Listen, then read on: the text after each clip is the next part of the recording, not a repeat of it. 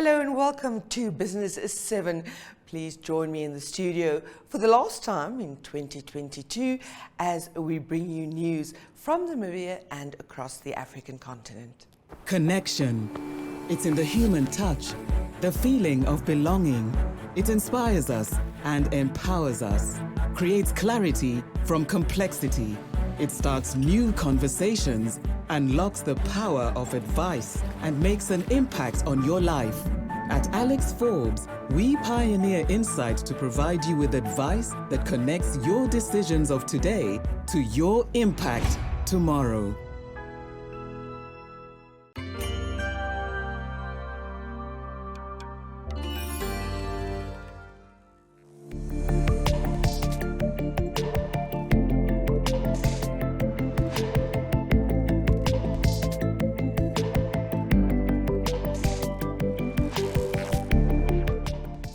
Let's kick this program off with some good news. The pharmaceutical giant Aspen has secured mega funding for the development of vaccines in Africa. Reuters has this report. South Africa's Aspen Pharmacare has finalized agreements securing $30 million from the Gates Foundation and the Coalition for Epidemic Preparedness Innovations. That's according to the company on Monday, which said the funds would be used to help make affordable vaccines for Africa. In August, Aspen announced a deal with the Serum Institute of India to make and sell 4 Aspen-branded vaccines for the continent, as it looked to use its near-idle COVID-19 vaccine production lines. Aspen said the 10-year agreement with Serum Institute would be supported by the funding from CEPI and the Gates Foundation. Each of the two will contribute $15 million. The Serum Institute agreement provides for Aspen to make and distribute 4 vaccines commonly administered in Africa. In August, CEO Stephen Sard said the contract gives Aspen certainty on volumes and will eventually cover an expected fall in revenue from its COVID vaccine contract with Johnson & Johnson.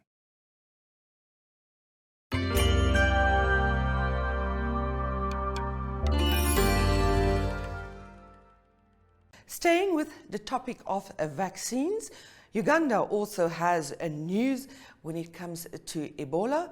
We take a look at this report. Health authorities in Uganda said on Thursday a shipment of 1,200 doses of Ebola vaccine candidates have arrived in the country. They are set to be used in a clinical trial. The Ebola outbreak in Uganda has infected 142 people and killed at least 56, according to authorities. Last week, the country said it had discharged its last Ebola patient from hospital, raising hopes of an end to an outbreak declared on September 20th.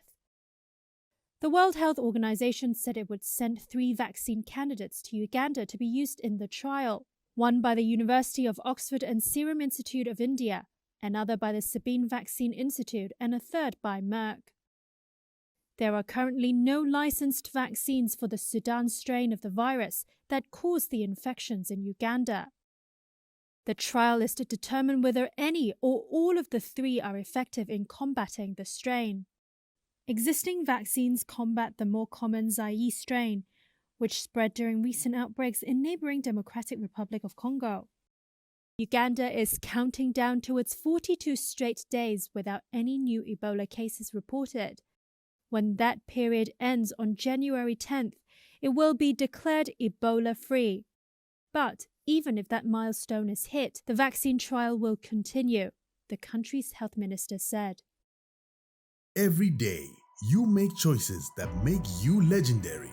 Journey together with us on the path to securing your legacy as a member of the League of Legends.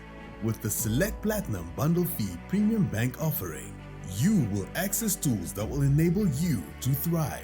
If you earn 850,000 Namibian dollars per annum or more, you can apply for this offering today via bankvinted.com.na for only 447 Namibian dollars per month. Bank Vinted, a member of Capricorn Group.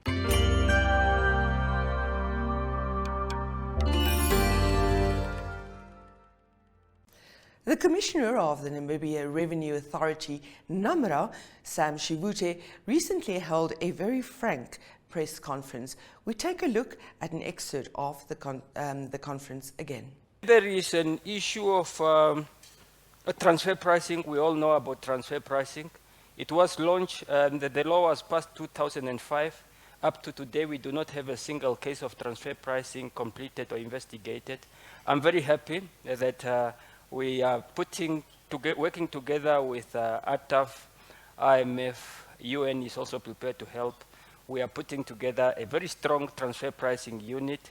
I'm also very happy that at least for the first time, we have a transfer pricing specialist. She will be joined by Ada Olivia, and we'll make sure that the team is strengthened so that we do what we're supposed to do. Sure, there's a lot of challenge. Transfer pricing. Then, of course, then you have the issue of illicit financial flow. Most of you who have followed Thabo Mbeki's report, you have heard that 50 billion leave this country through IFF on an annual basis. But we've been talking about this IFF for a long time. The Global Integrity Financial Report have been putting this amount up to 100 billion. But what most African countries could not tell you, how much is getting from their country. Now in Namibia, working together with the FIC, the Prosecutor General's Office, we were able to do a study supported by UN. And at least now we do know that at a minimum 9 billion Namibian dollar leave this country as a result of IFF. And we also know the industry. We also know the products that are undervalued, our diamonds, our uranium, gold, yes, and many other industries as well where missed trade invoices. So we have, the good news is that we have all these things. Now it's a matter of just getting capacity and we start doing the proper audit and make those who are supposed to pay. This revenue that Ipumbu is saying, strengthen revenue collection, that is not even 5% of what we have to do to really ensure that revenue collection is strengthened to the best level. Now, I've told you the challenges. Oh, then the last challenge that you need to know as well is fraudulent refunds. To income tax, for income tax, which income tax refund only account for 5% of all the refund that we give. Like for this year, from the beginning of the year to October, we have refunded 4.5 billion Namibian dollars. But now, out of that 4.5 billion, only 5% is from income tax. 95% is VAT. Now, with income tax, we have then seen that we will have people from more than 41 institutions, government and private sectors, people over a period of 7 years or so, whereby on an annual basis, they are getting between 100 to 300,000 refunds that they have not been entitled. You and I, we are paying. Those who are not even paying, and they are just getting refund they are not entitled to. And we are working on that investigation. We are working on that scam. And that is just on income tax. We are yet to start with VAT. But with VAT, that fraud will be in billions. I can say it without any fear of contradiction. It will be in billions. And therefore, but the good thing is that at least, because you can't manage what you don't know. We know now, we get input capacity, and people must just, some people have already started paying. We have sent out a notice to agent, to people in private sector and in government. They are being deducted, and they will feel it, but we will get to that way, because all these people are working. In conclusion, let me just conclude, I'm running out of time. So it's not only about those challenges. I'm happy to inform you that we have then developed an enforcement and compliance strategy. I think it will require another day for a presentation on that. We have also developed our compliance model, where we say our compliance model, first we must educate, like we are educating, this is part of education. Then the second leg is service, must make it easy for people, for taxpayers to comply. And the third part is enforcement. But in some cases, we have already started with enforcement, but we will educate, service, and enforcement. So that is really where we are going. Now, I wanted to briefly show just to briefly talk about revenue collected until 31st of October. Individual taxpayer, just for this year, 9.4 billion, that make up 27%, that's individual taxpayer. Then of course, company income tax, 4.3 billion, that's 12%. And that is where you have a problem. You can't have, because in that 12%, if you break it down and you look at the diamond contribution, it will give you about 65% of that. So corporate, this thing of forever declaring losses and so on, that thing have to come to an end. The VAT, of course, 8.2 billion, it's 23%. International tax, that's what you get from SACU, 33%, 11.7 billion. And the other taxes, that is now your transfer duty, stamp duty, and so on, 1.6 billion. That's just from the beginning of the year, from the 1st of April to 30th of October. And I'm very happy to say net, minus the 4.5 billion that we have refunded, the net is 35 billion. But also from a tax target perspective, we have hit already 70% within the first 6 months. By the fifth month, we have already collected 50% of that, and that's why Tate Ipumbu came back to us and said, I'm giving you another target, I'm increasing it with 4 billion. And we say we are not worried because, I mean, the work have not yet started because we do know, and here we know whether the economy grow or not. There's money that already supposed to be paid, and also the leakages. You just close the leakages, you speak to the people, those who can think for themselves and take us very serious, they start doing the right thing and paying the right amount.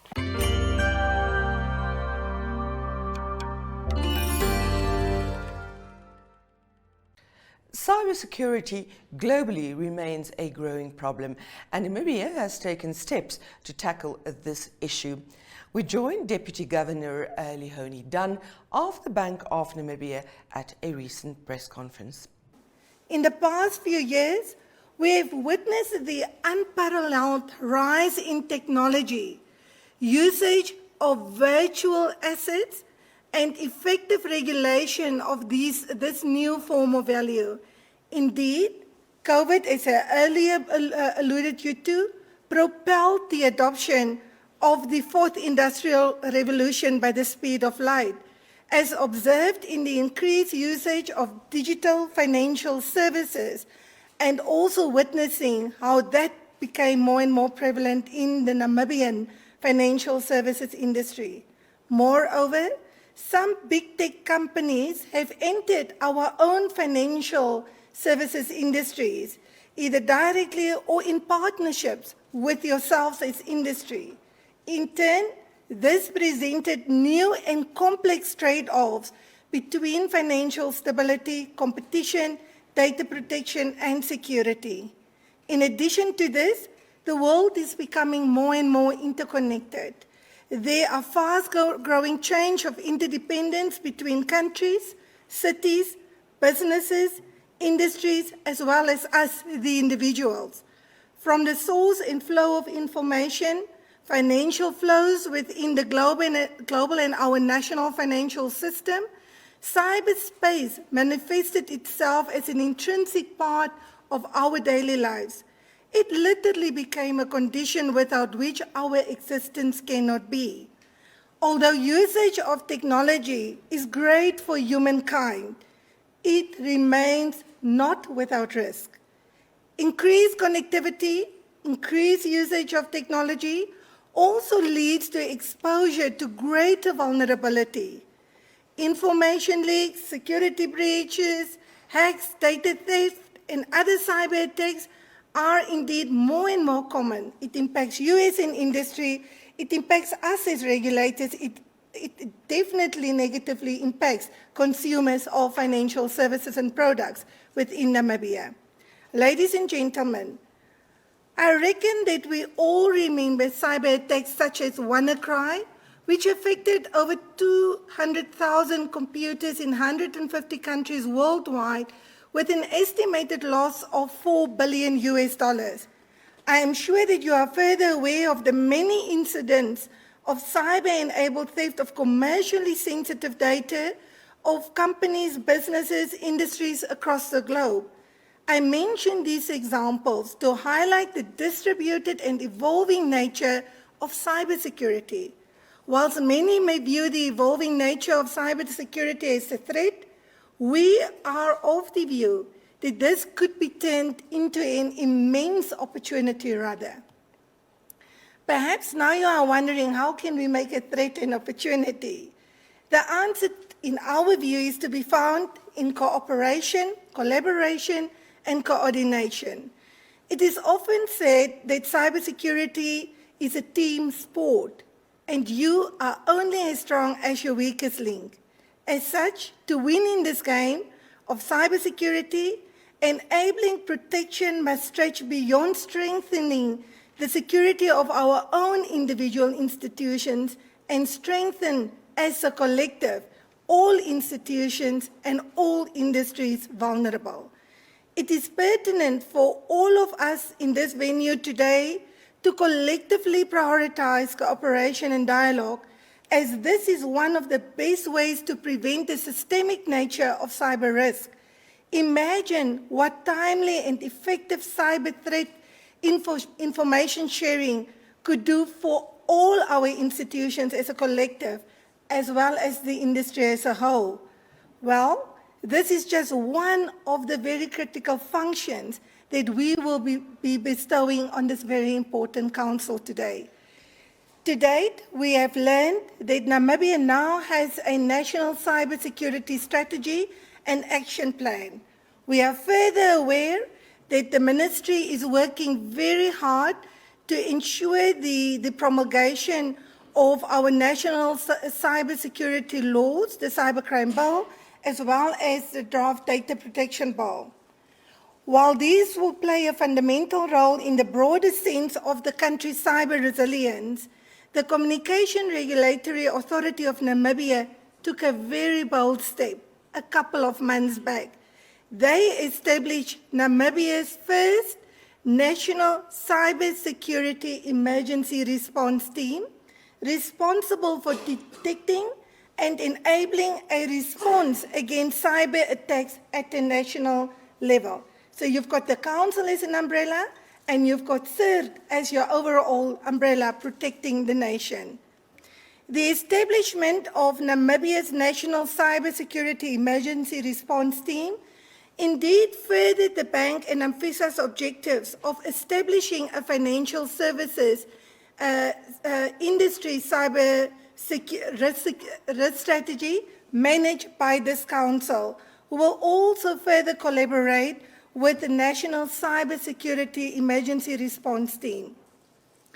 The Financial Services Sector Cybersecurity Strategy and its implementing council indeed avails a most opportune platform for us to come together as industry and regulators to gain a deeper understanding of our cyber risk landscape and ensure that we have all hands on deck at all times to effectively buffer against collective cyber risk we face. We believe that the Cybersecurity Council can play an essential role for the industry in the following manner. It will help ensure that a large set of issues around cybersecurity within the industry receive the necessary priority. It will improve the maturity levels of cybersecurity within the member organizations and the financial sector at large by enabling leaders in information security to share their knowledge freely within and across firms. And it will improve efficiency in cyber risk management as institutions can leverage from each other. The Council will convene meetings of experts for a structured dialogue on cutting-edge issues and valuable personal interaction amongst peers. Working with all members, the Council can give strong support to sound public policies in Namibia and elsewhere that are designed to enhance cybersecurity. The Council will also be able to share information, intelligence, and raise awareness of cyber threats, vulnerabilities, and incidents between member organizations, between the National Cybersecurity Emergency Response Team and member organizations. It will also provide strategic advice and guidance on handling cybersecurity threats. Hey, FNB, thank you so much for the opportunity. I'm the first winner of your trolley dash. Really excited.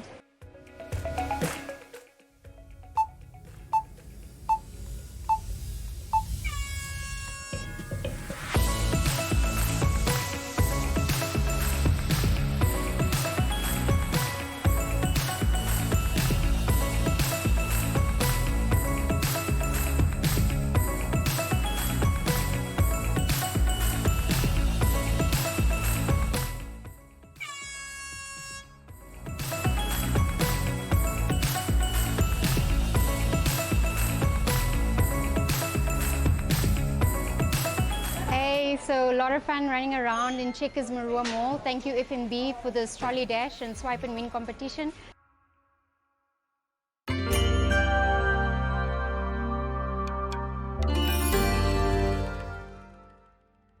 Returning to the African continent, Ghana is hoping for a mega loan from the International Monetary Fund to help it tackle its growing fiscal problems. This report from Reuters. Ghana expects International Monetary Fund board approval of a $3 billion three-year loan early next year, its finance minister said on Tuesday. Ken Ofori-Atta was speaking after the West African country reached a staff-level agreement with the fund.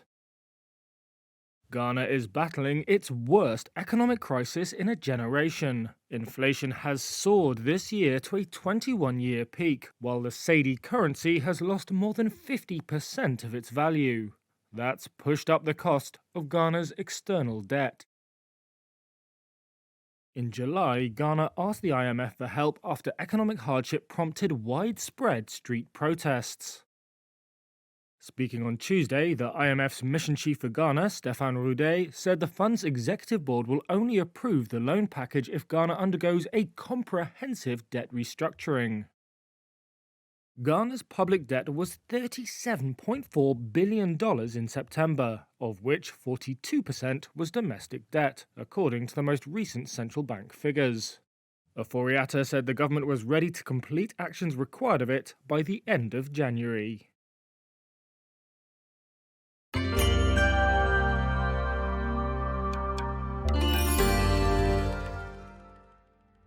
Court proceedings surrounding a scandal of nearly $2 billion in Mozambique recently came to a close. This report from Reuters. A court in Mozambique has found a former president's son and 10 others guilty on charges related to a $2 billion hidden debt scandal that crashed the southern African country's economy. Armando Ndambi Guebuza, son of former President Armando Guebuza, was sentenced to 12 years in prison for his role in the scandal, which saw hundreds of millions of dollars in government-backed loans disappear. Others who were convicted were jailed for between 10 and 12 years. 8 of the 19 people on trial, on charges such as money laundering, bribery, and blackmail, were acquitted. In 2016, Mozambique revealed hefty state-backed borrowing that it had failed to disclose to Parliament or donors like the International Monetary Fund. That prompted the IMF and other donors to cut off support, triggering a currency collapse and debt default. The debt, including an $850 million Eurobond dubbed the Tuna Bond, was ostensibly raised to develop a tuna fishing industry and other projects, including maritime security. An independent audit in 2017 found the government had not done enough to explain how the funds were spent. It said roughly a quarter of the money was unaccounted for. Much of what was raised for the fishing project was diverted via kickbacks to bankers and Mozambican officials.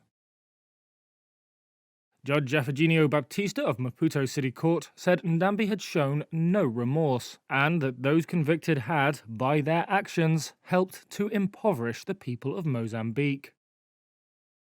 The defendants tarnished the good image of the country abroad and in the international markets, he said, with enduring and hard-to-repair effects.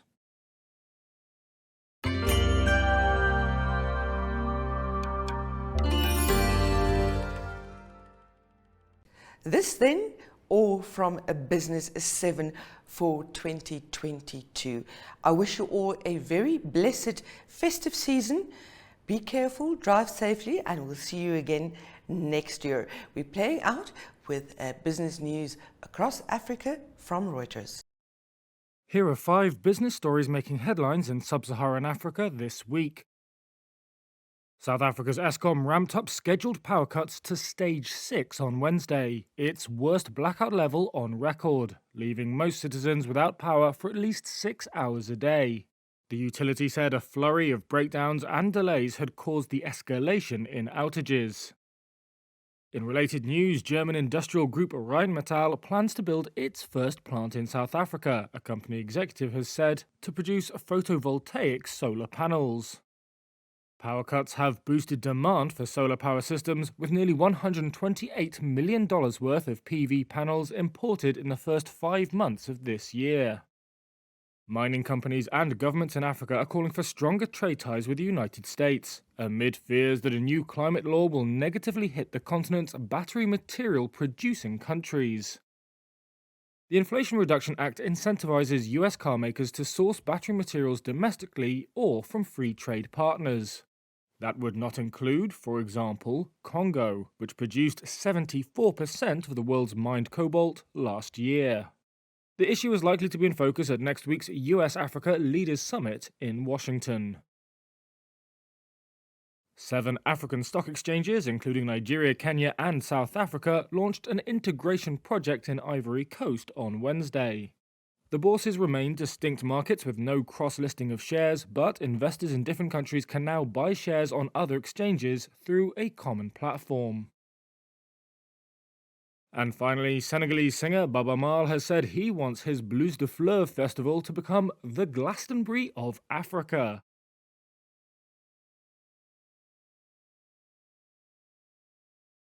The star, who lent his vocals to the Black Panther movie soundtracks, launched the popular annual music event in 2005.